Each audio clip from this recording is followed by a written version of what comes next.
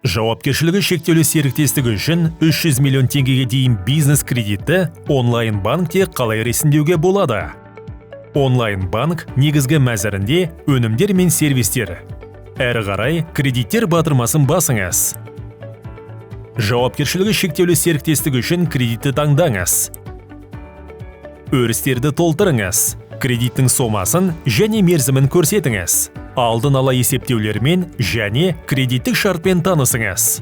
Жалғастыруды басыңыз. SMS-пен келген растау кодын енгізіңіз. Өтінімге онлайн банкте қол қою құқығы бар тұлға қол қоя алады. Өтінімнің өңделгенін күтіңіз. Сіздің өтініміңіз мақұлданды. Кредиттің талаптарымен танысыңыз. Қажет болса сомасы мен мерзімін өзгертіңіз. Өтеу тәсілін, ай сайынғы төлем күнін және ақша аударылатын шотты таңдаңыз.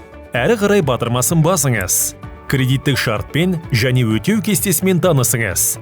Шартқа екі тәсілмен. Компанияның бірінші басшысының банктік ЭЦХ-мен немесе компанияның бірінші басшысының бейне сәйкестендіруінен өте отырып, онлайн банк қосымшасында қол қоюға болады. Дайын. Ақша шотыңызға аударылды. Кредиттік шартпен және өтеу кестесімен танысыңыз.